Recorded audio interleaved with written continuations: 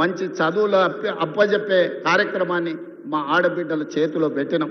ఇవాళ మీ చదువుకున్న పిల్లలు ముఖ్యంగా నల్గొండ జిల్లా ఉస్మానియా యూనివర్సిటీ కేంద్రంగా ఏ ఎస్ఐ మా మహబూబ్నగర్ జిల్లాలో ఎవరిని గదులు ఇచ్చినా ఏం పేరయ్యా ఏ ఊరయ్యా అంటే ఎవరైనా నల్గొండ జిల్లా అని చెప్తారు. ఇవాళ ఎస్ఐలు కానిస్టేబుల్ ఇవాళ డిఎస్పీలు అంటే నల్గొండ జిల్లా కేంద్రం.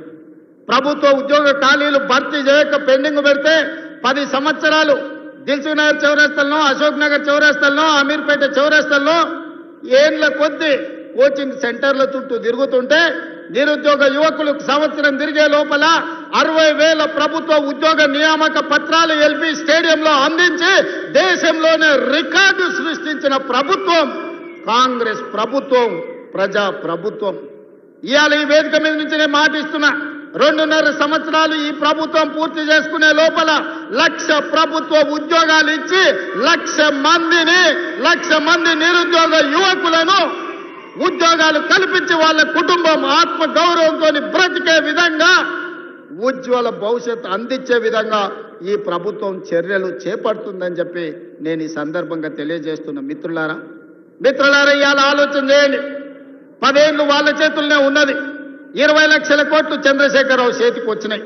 1,00,000 కోట్లు పెట్టి కట్టిన కాళేశ్వరం ఇవాళ కూలేశ్వరం అయిపోయింది. కట్టింది కూలింది 3 ఏళ్లలోనే అయిపోయింది. వెనకటికెవడో బుద్ధిమంతుడంట పందిరేస్తే కుక్కతో తలిగి కూలిపోయిందంట. చంద్రశేఖరరావు కట్టిన కాళేశ్వరం 3 ఏళ్లలో కూలేశ్వరం అయింది. నేను అడుగుతున్న ఇవాళ ఈడికి వచ్చిన వాళ్ళని ఇంజనీర్లను తెలంగాణ మేధావులను ఆలోచన చేయండి.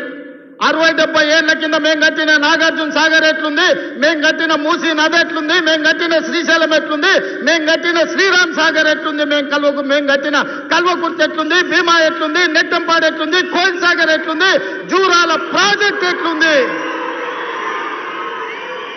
మాట్లాడదామా, చర్చ చేద్దామా? నాగార్జున సాగర్ కట్ట మీద మేం కట్టింది ఎట్లుందో మీరు కట్టిన మేడిగడ్డ సుందిల అన్నారం పోదమా? ఆడనే కూలిన కూలేశ్వరం కాడ మిమ్మల్ని ఉరి తీసిన తప్పు లేదు. మీరు కట్టుడు 1,00,000 కోట్లు మింగి తెలంగాణ ధనాన్ని దోసుకుని ఇవాళ 3 అడుగులు ఆయన ఆనాడు ఎట్లుండే ఈనాడు ఎట్లున్నాడో మీరు ఒక్కసారి ఆలోచన చెయ్యండి. ఆనాడు గంజి కష్టం ఉన్న 3 అడుగులు ఆయన ఇవాళ బెంజి కార్లలో తిరుగుతుండే ఎక్కడి నుంచి వచ్చినాయో మీరు ఒక్కసారి ఆలోచన చేయండి. ఇవాళ మీరు మమ్మల్ని పని చేయలేదంటారా? ఇవాళ తుంగతుర్తికి పెద్దలు ఉత్తమ్ కుమార్ రెడ్డి గారు చెప్పిండ్రు, దేవాదుల నుంచి ఇక్కడికి నీళ్లు తేవాలే ప్యాకేజ్ నెంబర్ 6 నుంచి అని ఈ వేదిక మీద నుంచి నేను మాట ఇస్తున్నా. తుంగతుర్తి శాసనసభ నియోజకవర్గానికి దేవాదుల ద్వారా గోదావరి జలాలను తరలించి మీ ప్రాంతాన్ని సస్యశ్యామలం చేసే వరకు మా ప్రభుత్వం విశ్రమించదు. మేము ఖచ్చితంగా పని చేసి చూపిస్తామని నేను ఈరోజు చెప్పదలుచుకున్నా. ధర్మారెడ్డి కాలువ కావచ్చు, పిలాయిపల్లి కాలువ కావచ్చు, బునియాది కాలువ కావచ్చు, ఎస్ఎల్బిసి టన్నెల్ కావచ్చు, ఆనాడు మేము మొదలు పెడితే నువ్వు పూర్తి చేయలేకపోయినావు. ఏట్లో రాయి తీయ కూట్లో రాయి తీయలేనోడంట ఏట్లో మునిగి పెద్ద బండరాయి తీస్తాడంట. ఈ మొనగాడంట గోదావరి జలాలు తుంగతుర్తికి తెస్తాడంట. 10 ఏళ్ళు మన గడ్డి వీకినవా? ఫామ్ హౌస్లో దొర దగ్గర గాడిద పని చేసినావా అని నేను అడుగుతున్నా. 10 ఏళ్ళన్నా ఒక్కరోజన్నా ఆలోచన చేసినవా? తులసి వనంలో గంజాయి మొక్కలాక ఆడొక్కడి గెలిచి ఏకలింగం ఏందేందో మాట్లాడుతున్నాడు ఆ కాంగ్రెస్ పార్టీ కార్యకర్తలారా, మీరే చూసుకోండి. ఆ ఏకలింగంను ఇవాళ ఈ నల్గొండ జిల్లా తులసి వనంలో ఒక గంజాయి మొక్క మొలిసింది. పక్కనే వచ్చేసారి కూకటి వేళ్లతో నా గంజాయి మొక్కను బీకే బాధ్యత మీదే అని చెప్పి నేను ఈ సందర్భంగా తెలియజేస్తున్నా. మిత్రులారా, తుంగతుర్తి కాంగ్రెస్ పార్టీ కార్యకర్తల గురించి ఎంత చెప్పినా తక్కువే.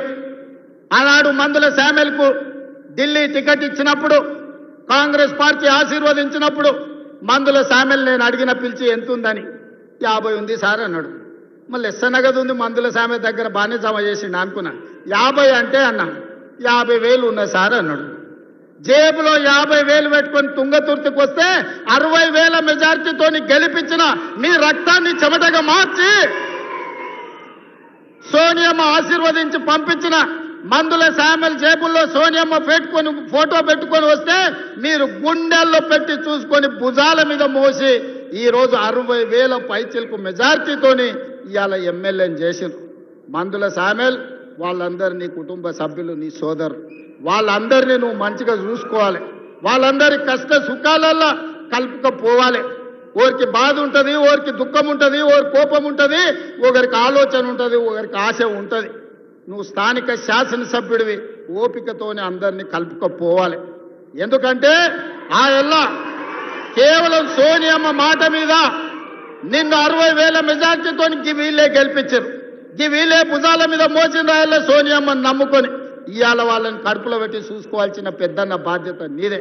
ఏదన్నా సమస్యలు ఉంటే ఆ పక్కల ఉత్తమాన్ని ఉన్నాడు, లేకపోతే మీ ఎంపీ సాపు చామల కిరణ్ ఉన్నాడు, కాదు కూడదంటే అడ్నూరు లక్ష్మణ్ ఉన్నాడు, అక్కడ కూడా కాకపోతే పైన నేను ఉన్నా.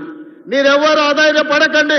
స్థానిక సంస్థలలో సర్పంచ్ కావచ్చు, ఎంపీటీసీ కావచ్చు, జడ్పీటీసీ కావచ్చు, జిల్లా పరిషత్ కావచ్చు, ఏ ఎన్నికలైనా మిమ్మల్ని గెలిపించే బాధ్యత, మిమ్మల్ని ప్రజాప్రతినిధులను చేసే బాధ్యత పార్టీ తీసుకుంటుంది, ప్రభుత్వం తీసుకుంటుంది. మందుల శామ్యల్ని గెలిపించిన బాధ్యత మీరు తీసుకున్నారు, మిమ్మల్ని గెలిపించే బాధ్యత పార్టీ తీసుకుంటుంది. తొందరలోనే స్థానిక సంస్థల ఎన్నికలు రాబోతున్నాయి. వేదిక మీద ఉన్న నాయకుల ఎలక్షన్లు అయిపోయినాయి, ఎమ్మెల్యేలు అయిపోయినాయి, ఎమ్మెల్సీలు అయిపోయినాయి, ఎంపీలు అయిపోయినాయి. మా దయాకర్ ఎమ్మెల్సీ అయ్యండు, మా శంకర్ నాయక్ ఎమ్మెల్సీ అయ్యండు, ఆ పక్కల సత్యం ఎమ్మెల్సీ అయ్యండు. 4 ఇస్తే 3 మీకే ఇచ్చినమయ్యా. నల్గొండలకు 4 ఎమ్మెల్సీలు కాంగ్రెస్ ఇస్తే 3 మీ నల్గొండకే ఇచ్చినమయ్యా. మంత్రులు